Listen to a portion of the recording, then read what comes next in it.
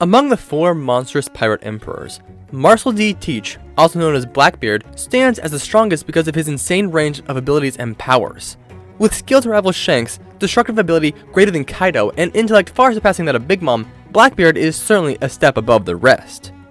Yet, just saying that Blackbeard is powerful is not enough to do him justice, as his power far exceeds typical logic and reason.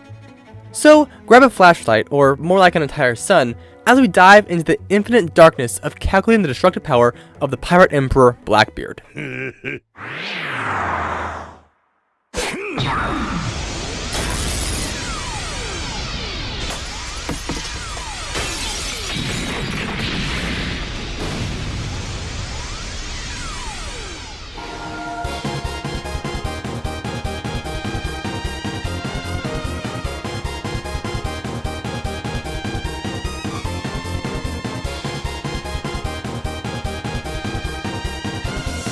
Hello Internet, Jojo here, and as you know, the topic of today is Blackbeard and his infinite gravity. However, we are not just going to talk about the black holes and the Yama Yama no Mi, we are also going to discuss the power of his quakes and the Gura Gura no Mi. So, without any further ado, let's discuss one of the things that bothers me the most about the Gura Gura no Mi, the cracking of the air. When either Blackbeard or Whitebeard make a quake, the sky begins to crack. It almost looks like it's about to shatter. My question is the cracking of the sky an effect of the devil fruit like Doflamingo strings, or is the cracking just a byproduct, like the heat from Luffy's Red Hawk? Well, after some research, I've come to the conclusion that the sky cracking is a byproduct of this power. I decided this because when we see the power manifested, it appears as a white sphere, and does not immediately crack the sky. So, if this is the case, it brings up the question, how can someone crack the sky? The air is made up of about 70% nitrogen, and according to what I found, nitrogen will solidify into nanoatomic metallic solids under about 500,000 to 940,000 atmospheres of pressure. Now, we are likely looking at the high-end number here, as this is Whitebeard and Blackbeard we're talking about. 1 atmosphere is what humans have on them at all times, roughly about 14.69 psi. By comparing the largest crack area here to the height Marineford, which is about the same height of San Juan Wolf, 180 meters, and assuming a circular break area, we get an affected area of 327,000 square meters, or 3,519,798 square inches. Applying the pressure to solidify nitrogen to this, and we get a force of about 42.86 trillion newtons of force for just one side. That's like having 13,000 Empire State Buildings dropped on top of you. However, this is just the affected area we see cracked. If we take this pressure of about 940,000 atmospheres and apply the radius of the scene affected area, and we find that Whitebeard must have produced 10,919 gigatons of TNT in just this one attack.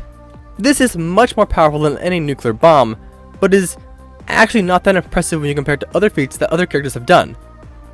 However, Whitebeard has mastered this power, so he certainly knows how much power he wants to output at any given time. On the other hand, when Blackbeard gets the power of the Gura Gura no Mi, he uses it to make a quake that launched the entire island of Marineford and the sea around the island into the sky. This quake is so powerful that only a few panels later, the Sabaody archipelago starts evacuating because of an approaching tsunami.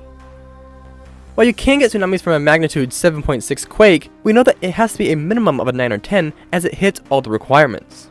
It throws all but the top tier characters to the ground, causes more than enough force to lift the sea and destroy the island. It should also be noted that this island was likely built to withstand Aqua Laguna, as they're not too far from Enies Lobby, which is right around the corner from Water 7. So this means that we can assume that the energy radiated from this attack was a magnitude 10 quake at a minimum. Yet, while the energy radiated is equivalent to a 10, we still have to account for the fact that it reached all the way to the Sabaody archipelago, and luckily we can find exactly how far it is from Marineford. When Luffy is talking about going there, we are told that it takes 7 days to get from Amazon Lily to Marineford.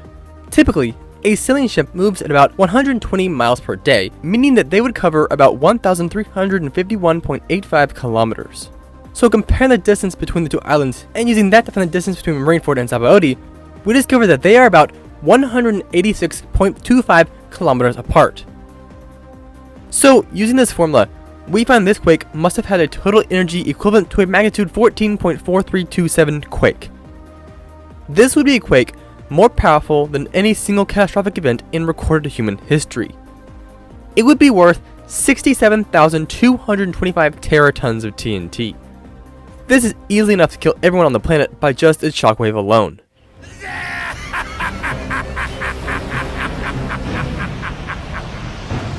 Next up, we are going to calculate a black hole.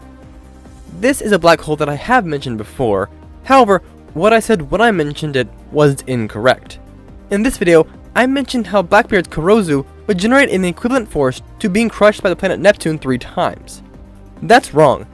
I have no idea how I got it so wrong, but I was wrong nonetheless. This black hole is not that powerful. So let's recalculate it correctly this time. Now, here's a funny thing. The smaller a black hole is, the stronger its gravity. This means that Blackbeard actually uses his powers very effectively. He uses larger black holes to attack and smaller ones to pull his opponents towards him. That's actually pretty effective and exactly how black holes would be used.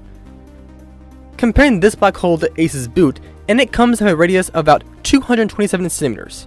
A black hole this small would have an acceleration of about 19.719 quadrillion meters per second squared. Now, Luffy should weigh somewhere around 141 pounds, so taking that and applying it to the acceleration, Luffy must have felt over 1.26122 quintillion newtons of force. This is not even close to having a planet dropped on top of you, but instead it's more like having the entire continent of Australia dropped on you 11 times. However, assuming that the person getting pulled either gets pulled or resists being pulled for a second, the gravity would reach a velocity equivalent to that of the gravitational acceleration. If that happened, the character getting pulled would be experiencing 2,972 zetatons of TNT. This is far more than enough to destroy a planet. And the thing is, Blackbeard is both fast enough and strong enough to catch the person that is getting pulled, meaning that this should be close to his durability as well. And before you say it, this is not an outlier, as we know that Whitebeard's quakes are explicitly stated to be able to stretch all the way across the planet. In fact, these quakes are implied to be so powerful that a vice admiral stated that she would not be safe even if she hid on the other side of the world. Also, don't forget, this is a vice admiral from the same generation as Garp. So even if she has only 1% of Garp's strength, it would take a quake far greater than a 9 or 10 to even hope to hurt her. Actually, in this case, it would be easier to destroy the planet. Seriously, Whitebeard would have to make a quake so powerful that it is a 9 or 10 on the other side of the planet. Think of this like an echo. How loud would you have to yell for your voice to shatter a mountain on the other side of the planet? That's the kind of thing we're talking about. That said, we can actually help confirm the Gurgurunomi's power. In Pirate Warriors 4, one of Blackbeard's moves has him make a black hole and then use a rather small quake to completely destroy it.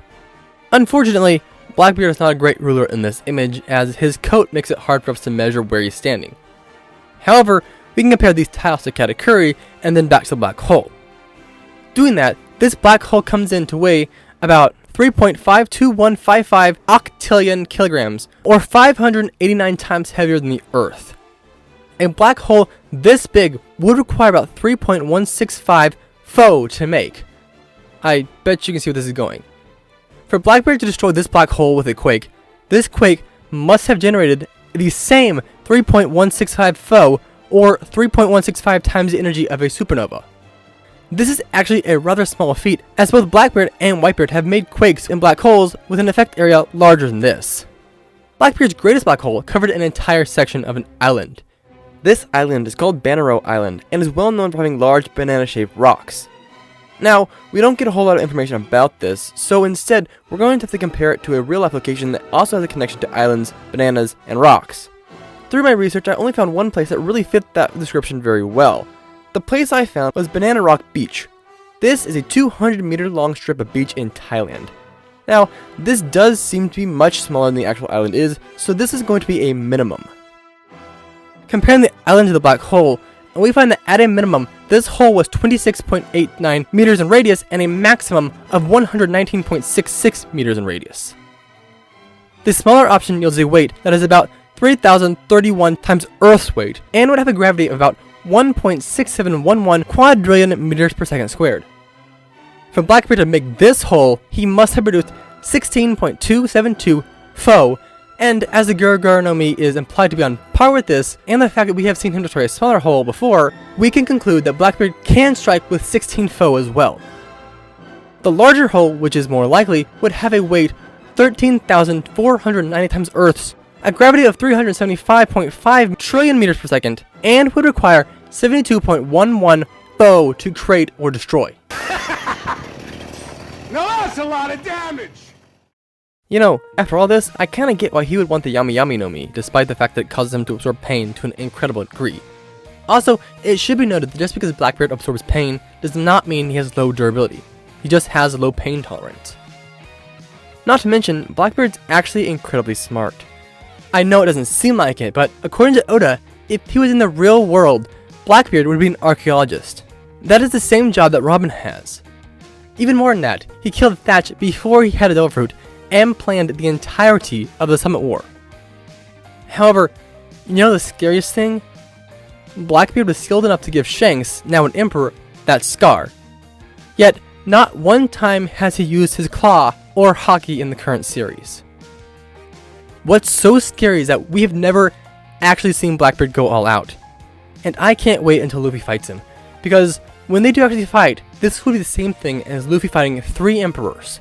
The skill, intellect, and likely hockey to rival Shanks, the quakes of Whitebeard, and his own power that reduces everything to nothing.